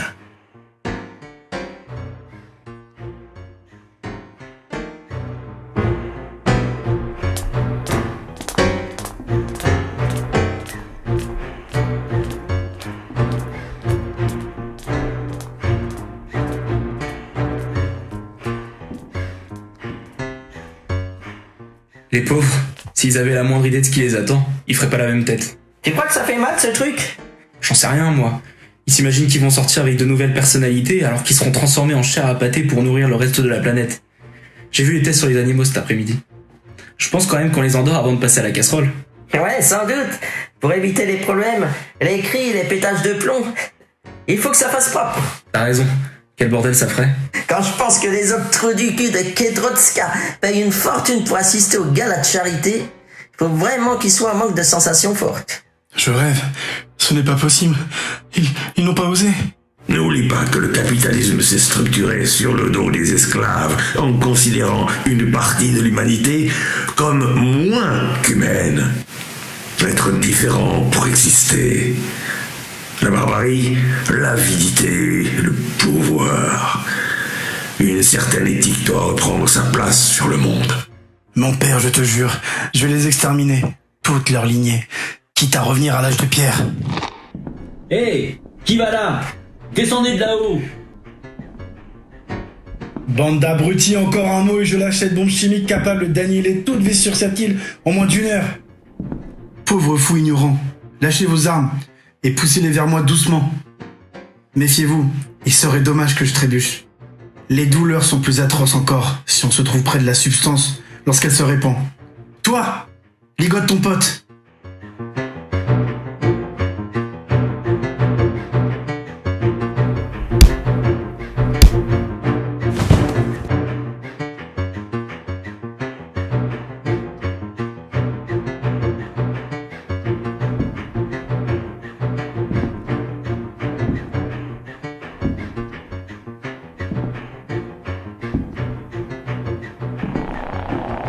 Rapport 27.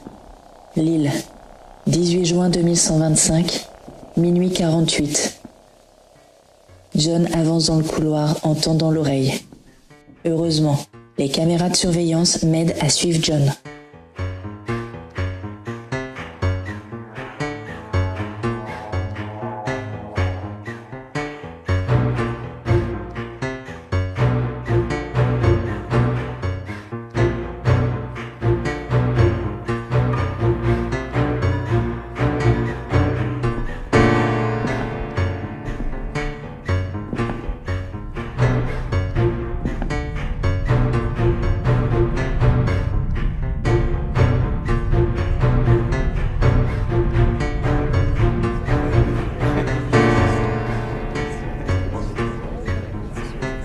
Merde.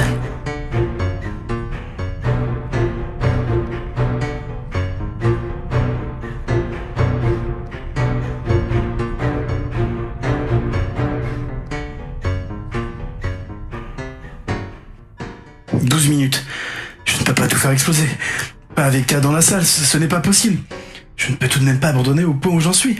Après tous ces efforts, jamais je ne retrouverai une pareille occasion. D'abord, la faire sortir. Vous avez votre laissez-passer ? Je n'ai pas de laissez-passer. J'ai juste un billet pour Madame Mann, très urgent paraît-il, et que je dois remettre en main propre. Très bien. Attendez ici. Un rencard ? Ils sont en retard, non ? Je ne sais pas ce qu'ils foutent là-dedans, moi ça me paraît glauque. T'es au courant, toi ? Aucune idée.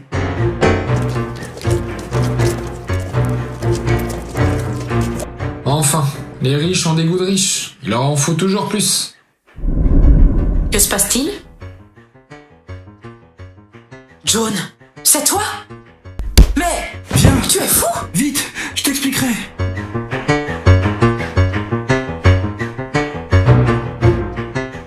Hey, arrêtez-vous, ou nous ouvrons le feu! Code 45, envoyez le drone à la porte ouest, éventuel suspect. Mais qu'est-ce qu'elle fait?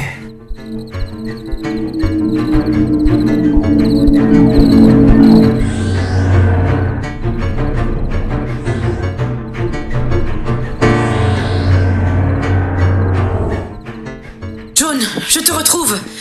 Mais où étais-tu? Je t'aime. J'avais oublié, John. Je m'excuse. Je t'aime aussi.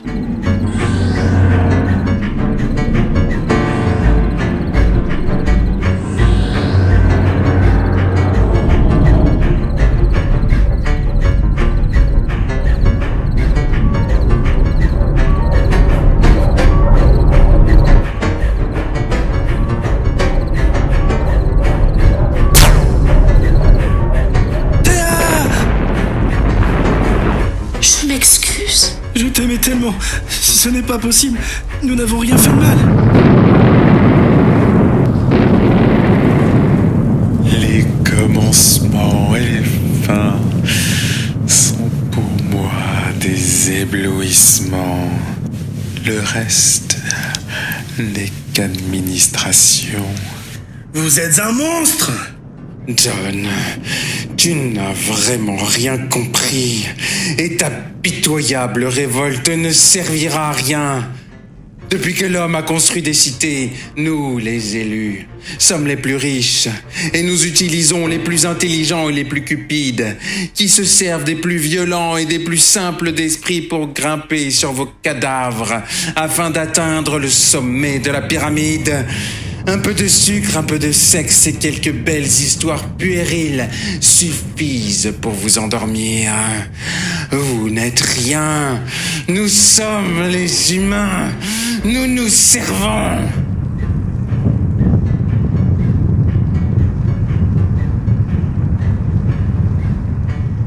Je suis un imbécile.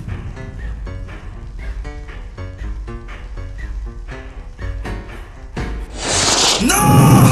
Vous êtes des criminels sans empathie, ni éthique. Plutôt disparaître tous que d'accepter vos règles.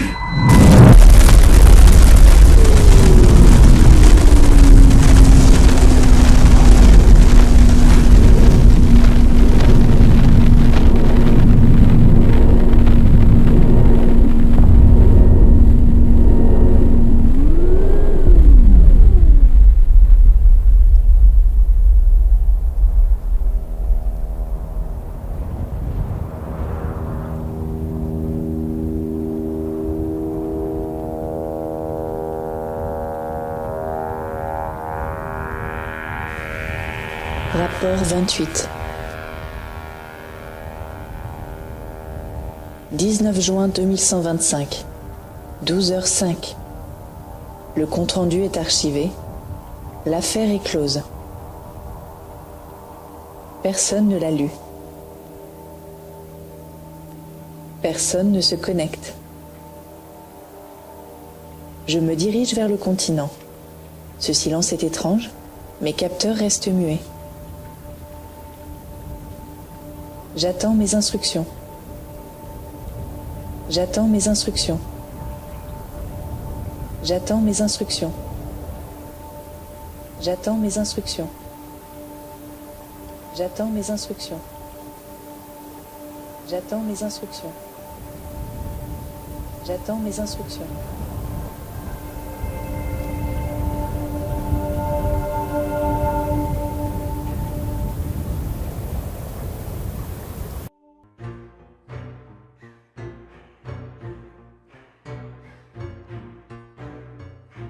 Et de respect des règles, le gouvernement décide que les algorithmes jouent un plus grand rôle. Puis, il installe dans chaque maison un système de gestion domestique. Les voies d'accès, le réfrigérateur, le chauffage, les écrans et les ordinateurs sont alors reliés à un nouveau concept d'intelligence connectée nommé droit et devoir. Non, vous êtes des criminels sans empathie ni éthique. Plutôt disparaître. Vous êtes des criminels sans empathie ni éthique. Plutôt disparaître tous. Comment s'est passé votre rendez-vous? Je n'attendrai pas la décadence. Ça ne fait que commencer. Vous êtes un génie. Penman, c'est plusieurs mois. Vous semblez être prêt. Monsieur Toby vous attendra dans le hall bleu, capitaine. Je m'excuse. Passez à gauche du bâtiment D. Comment t'en sors-tu avec ton nouveau travail? Bientôt 50 ans que je polis des lentilles pour la compagnie aérospatiale internationale. Chier! Quel con! Juste ça là, c'est tout. D'accord. Oui. Très bien, très bien. Ok. Messieurs, dames, à bientôt, de l'autre côté de la machine. On ne peut rien contre une femme amoureuse. Mais tes parents doivent être ravis.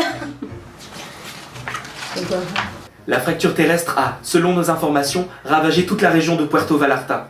Des milliers de morts. La population a peur et fuit la région. Je me souviens. Votre pays, c'est la société qui vous emploie et vous lui devez fidélité. Peut-être faut vraiment que je m'écrase au sol, non? Pour vraiment le... Non, peut-être pas. Bon, si tu peux, mais... Ouais, plus. Ouais, c'est dommage. J'avais oublié, John. Je m'excuse. Je t'aime aussi. Théa! C'est sûr que dans les vapes, ça aide le conditionnement. Ils n'ont pas pensé à l'opium. Arrête de me faire rire. Tu me fais mal au ventre. Bon, donc je perds connaissance. Oui. Que risque-t-on? Oui, d'ailleurs. Que risque-t-on? Que risque-t-on? Et à part un bâtissement temporaire, que risque-t-on? Que risque-t-on? Oui, d'accord.